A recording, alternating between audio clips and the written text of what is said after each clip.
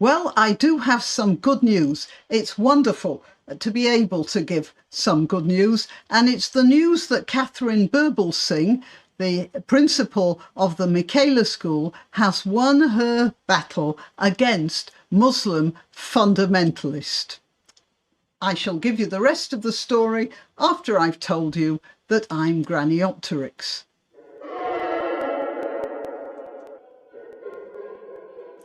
So Catherine Birbalsingh says that this victory is a victory for all schools. It's also a victory, of course, for British society. And I'm just hoping it's not a false dawn. Perhaps it really is a sign that we are, at long last, coming to our senses. That is, I was talking about the trans thing falling out of favour with the political class a couple of videos ago. And now, perhaps, this Muslim kowtowing thing is also going to start falling out of favour. So, to start with, if you don't know about Catherine Birbalsingh, I'll tell you, she was a teacher. She got fed up with the soft bigotry of low expectations, which she saw riddling the publicly funded schools, here in the UK, of course, and she started her own school. Now, you know about this in the USA, they're charter schools. And just as with the charter schools in America, the teachers' unions here were not pleased by Birbalsingh's vision.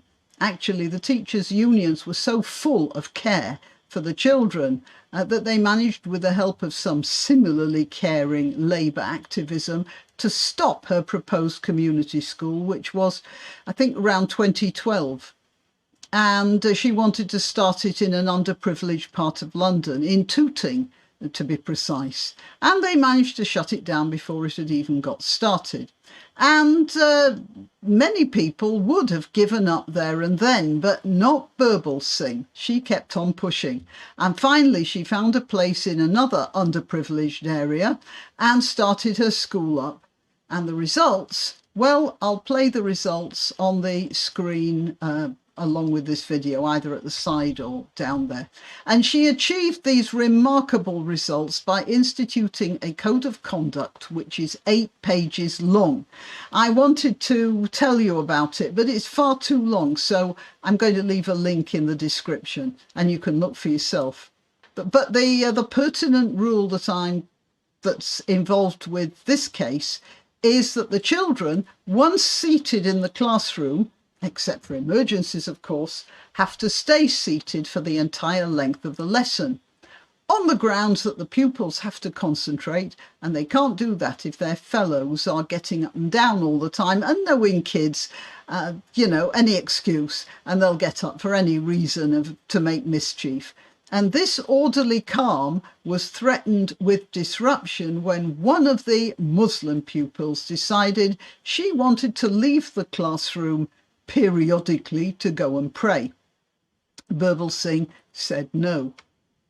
Now, there was already a situation at the school. Some of the pupils, the Muslim pupils, had already started making a big thing out of praying in the playground and probably disrupting the facilities for the rest of the pupils there at the time. As well, they were also forcing hijabs on the less religious, and one girl who wanted to join the school choir was hounded out of it by her fellow Muslim pupils because, well, music is haram, don't you know?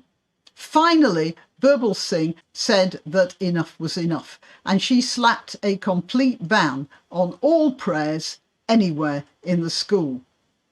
The aggrieved parents started a legal case. You know, many parents, upon discovering that their child was not allowed to do something they wanted, they'd move the child. But no. These parents of this child, they wanted to impose their way of doing things on this school. So that case went right up to the High Court. How much support did the teachers' unions give this particular case? Well, I haven't heard of any. And I doubt that there was any serious attempt to support the school from the teachers' unions, because they all hate this person and this school that shows them up for the frauds that they are. You know, many of the Muslim pupils in that school wanted to leave their religion at the school gates, but they found themselves being increasingly bullied by a small but, well, they'd made themselves significant group of their co-religionists who were enjoying throwing their weight around. They, you know, for all I know, they were already pretty aggrieved when halal meat was not forced on the school. Many schools in Britain that may have one Muslim pupil, but they have to use halal meat for that Muslim pupil's cultural sensitivities or something. And all that money for halal meat, by the way, goes into the Islamic funds that fund the madrasas that pour out the hatred for the West. The whole system is complete nonsense. And Birbalsingh had sorted that out by having a policy of vegetarian lunch, which all the pupils were expected to eat. You couldn't bring your own food there if you were a pupil. Well, for all their appeals to Allah, the court case went against them. And commenting on Tuesday's judgment, Birbalsingh said, oh, well, but no, before I get on to that, she had introduced the prayer ban in March last year against a backdrop of events including violence, intimidation, and appalling racial harassment of the teachers. Now, I'm assuming it was mostly Pakistani Muslims who were doing this.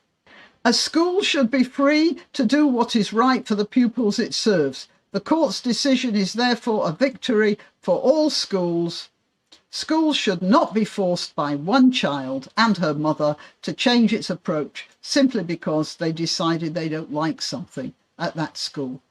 And yeah, and the most reasonable people would agree with that. Now, let's see what it says further down.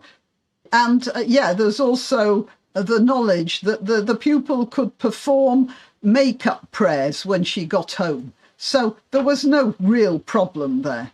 And this seems to, you know how I told you how the politicians are starting to speak up about the trans issue? Well, the Education Secretary made an announcement. Gillian Keegan told head teachers to have confidence in making decisions for their school in the wake of the ruling. So suddenly the politicians are all in on the act. Now, the pupil's mother says she's profoundly dismayed by the outcome.